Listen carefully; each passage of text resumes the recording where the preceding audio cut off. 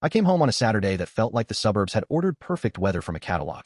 75 degrees, low humidity, the maple leaves just starting to turn, and the distant drone of a neighbor's riding mower already laying down those crisp diagonal stripes. My 8-year-old daughter Emily was out front mapping a hopscotch grid with a stubby stick of bubblegum pink chalk, tongue poking from the corner of her mouth in concentration. My 6-year-old son Jack was coloring in the squares with electric blue, adding what might have been clouds or might have been mutant potatoes depending on your imagination. I settled into the porch rocker with a mug of coffee gone lukewarm and figured I had earned 10 quiet minutes before the day demanded anything else. Then the shadow crossed the driveway. Not a cloud. Evelyn Harper, president of the Pine Ridge Estates HOA and self-appointed enforcer of anything that might disturb the beige equilibrium of our cul-de-sac. She moved like a woman who had never met a rule she couldn't weaponize, visor pulled low over eyes that missed nothing and forgave less, clipboard tucked under one arm like a general's battle plan. "Robert," she said. No hello, no wave, just my name like an accusation. "Morning, Evelyn," I answered, lifting my mug in a lazy salute. "Beautiful day." She jabbed a finger at the hopscotch. "That stops now." I glanced at the grid. 10 neat squares, a few stray blue scribbles, the faint smell of summer still clinging to the concrete. "It's chalk, Evelyn. Washes off with the first rain." "Visual nuisance," she snapped, voice sharp enough to cut glass. "We have standards. This isn't a daycare center." Emily had frozen mid-hop, chalk hovering. Jack looked up at me with the round-eyed worry only a 6-year-old can pull off. I set my mug on the rail. "It'll be gone by evening. Promise." "I'm on the board, Robert.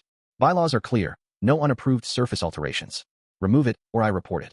She spun on her orthopedic sneakers and marched back to her house, the one with the lawn so perfect it looked vacuumed, the mailbox flag painted colonial cream exactly as the covenant demanded. The kids stared at me. "Is the lady mad, Daddy?" Emily whispered. "She's mad at fun," I said, ruffling her hair. "Don't worry." But I worried. Not about police. Even Evelyn wasn't that far gone.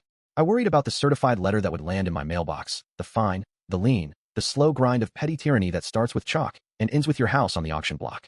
That night, I hosed the driveway clean. The chalk swirled away in pink and blue rivers, and the concrete looked as dull and dutiful as Evelyn's soul. My wife Laura found me staring at the blank slab. "You didn't have to erase it. Easier than listening to her for a month." She sighed. "Backyard tomorrow. Let it blow over." We tried. The backyard lasted exactly 2 days. Asphalt is for hopscotch, grass is for tag. By Wednesday, the kids were sneaking chalk out front again. I was on a conference call, saw them through the window, and gave a thumbs up. Let them have the driveway. What was the worst that could happen? Thursday, the certified letter arrived, green and white, demanding a signature. Inside, formal notice from the Pine Ridge Estates Architectural Review Committee, Evelyn, her yes-man Harold, and Harold's wife Marlene, who mostly nodded and baked lemon bars for meetings. Cease and desist. $100 first offense, $500 thereafter, possible lien. For chalk. Laura read it twice, then a third time, her face doing that tight-jawed thing it does when she's calculating future expenses. This is insane. It's principal now. Principal costs $500. I poured a bourbon and opened the covenant, all 200 spiral-bound pages of it, printed on paper so cheap it felt like a punishment. I highlighted until my wrist cramped and the ice melted. Section 4B on nuisances was a masterpiece of vagueness. Loud noises, noxious odors, unsightly objects, any activity which unreasonably infringes upon the peaceful enjoyment of other residents. Section 7G on markings mentioned spray paint, carving into trees, nothing about chalk. Then, buried in Section 8C on driveway surfaces like a diamond in a coal mine, maybe sealed or painted in approved neutral earth tone shades. Appendix D listed sandstone, adobe, slate gray, and, my pulse quickened, charcoal black. I grabbed my phone, searched industrial chalkboard paint. One color dominated, charcoal black. I smiled the kind of smile that scares my wife, the one that says I have found the loophole and I am about to drive a truck through it. "Robert," she said, spotting the look. "Whatever you're thinking, don't." "I'm thinking maintenance. Section 8C says we have to keep the surface free of stains." Friday I called contractors. First was Perfect Paving, a name that promised more than it delivered. Gary answered with a voice like gravel in a blender. "Paint a driveway? We do epoxy, sealant, decorative stone. Paint peels, bubbles, looks like hell in a month. Not putting my name on that." Second was Prestige Coatings, where Jessica's sales voice dripped synthetic cheer. "Chalkboard paint is a gimmick for playrooms. It won't hold up to traffic. Let me send samples of Tuscan Sun epoxy and sandstone. Your HOA will love it." "How did you know I'm in an HOA?" "Honey, nobody asks for sandstone unless an HOA is breathing down their neck." I hung up. Third was Tony's Custom Coatings, 3.5 stars on Yelp, which in contractor terms is a Michelin star. "Yo, Tony, I need my driveway painted charcoal black. Industrial chalkboard paint. 3 coats, non-slip additive, UV sealant." Long pause. I heard what sounded like a meatball sub being chewed. "You in an HOA? Deep." He laughed so hard I thought he'd choke. "I'm in. They fining you for oil stains. Worse. My kid's chalk." "Chalk." Another bark of laughter. "That's a new one. Lady in Silver Lake got fined because her wind chimes were melodically non-compliant." "Melodic. Okay, Robert. I love this job. We pressure wash, acid etch, prime, 3 coats of the good stuff, liquid slate. Non-slip, UV top coat. Ain't cheap, but it'll be bulletproof. When can you start? Friday prep, Saturday paint. 72-hour cure. Street parking. You good? Never better. Friday morning Tony's truck rumbled in, paint splattered F-250 that looked like it had survived a war zone. His crew, 2 guys who could have played linebackers for the Steelers, unloaded a pressure washer that sounded like a 747 taking off. For 3 hours they blasted every molecule of dirt, every ghost of pink chalk, every oil stain from last year's barbecue. The runoff ran pink, blue, and finally clear. Evelyn's curtains twitched like nervous eyelids. She emerged in her robe, squinting against the spray. Morning, Evelyn. Just maintenance. Covenant says free of stains. It's loud. Progress usually is. She retreated. Tony winked. Tomorrow we go dark. Saturday they rolled primer, a flat battleship gray that already looked alien against the lawn. Then Tony cracked the lid on the main drum. The paint was black, not dark gray, not off black. It was the black of a starless night, of a new monitor before you power it on, of the moment before the lights go out. He dipped a massive roller and pulled it down the center. A thick, rich line of charcoal black appeared, swallowing light like a sponge. Oh yeah, Tony muttered. This is the good stuff. They worked in silence, the only sound the rollers whisper and the occasional curse when a pebble stuck. By noon the driveway was a void, a matte rectangle that made the green grass look radioactive by comparison. Evelyn stormed out mid-second coat, phone already to her ear. That is not approved. I held up the paint lid. Charcoal black. Appendix D. Right between slate and adobe. That's for trim. Shutters.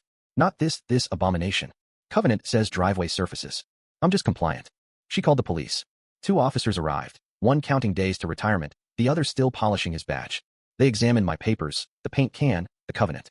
The older one, Officer Davis, handed everything back with a sigh that carried 20 years of nuisance calls. Private property, approved color, no crime. HOA dispute is civil. Have a nice day. Evelyn stood on the curb, vibrating with rage as the cruiser pulled away, tires crunching gravel like bones. Tony finished the 3rd coat by 2. 72 hours, no touch. Then the fun starts. Those 72 hours crawled. The driveway baked at noon, radiating heat like a griddle.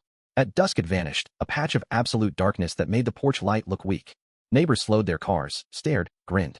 Chad from across the street left a 6-pack on my porch with a note. Respect the hustle. Tuesday at 2:01 p.m.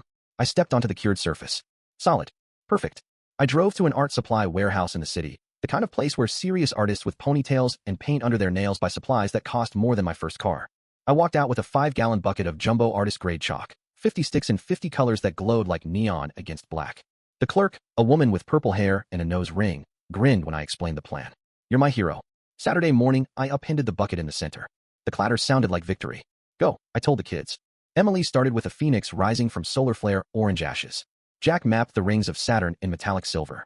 Word spread faster than gossip at a church picnic. Kids arrived on bikes, scooters, bare feet. Within an hour the driveway was a riot of galaxies, unicorns, superheroes, and one very detailed T-Rex wearing high-top sneakers. Colors popped so vivid they hurt to look at, each stroke a defiant middle finger to beige. Evelyn emerged for her mail, saw the mural, heard the laughter. Her junk mail fluttered to the lawn like surrender flags. She made a sound like a kettle running dry and retreated inside, door slamming hard enough to rattle her colonial cream mailbox. We finished with 8-foot white bubble letters at the entrance. Thank you, Evelyn. Flowers framed it, in every color Home Depot never approved. I took a photo, printed it, and taped it to her door at midnight.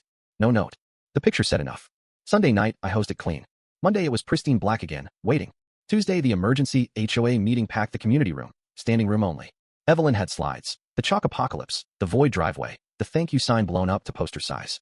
She demanded fines, forced repainting, public shaming, maybe even exile to a neighboring subdivision. I took the podium with my folder. The paint is charcoal black, pre-approved. The chalk is temporary, on my property, with my permission. No rule broken. Harold mumbled agreement. Marlene, the treasurer who had once tried to fine me for a basketball hoop net that was eggshell instead of pure white, shrugged. He's right. Motion denied. Evelyn looked like someone had unplugged her. She opened her mouth, closed it, opened it again. No sound came out. The room erupted in applause, not for me, but for the kids, for the idea that joy might occasionally win. Now the driveway is the Pine Ridge Chalkyard. Themes change weekly. Under the sea, dinosaurs, superheroes, outer space. Sunday hose down, Monday fresh canvas. The thank you sign reappears every Saturday, bigger and brighter, a permanent fixture in rotating colors. Evelyn power walks the far sidewalk, eyes fixed on the horizon, arms pumping like she's trying to outrun the memory of her own defeat. I'm just a dad maintaining his property, one masterpiece at a time. So tell me in the comments, where do you stand when the rules are weaponized against joy? Is malicious compliance justice, or just more pettiness? When does protecting your kids cross into starting a war, and when is the war worth winning? When does standing your ground become stubbornness? And when does compromise become surrender? Speak up, speak plain, and let the algorithm carry your voice louder than any HOA newsletter ever could.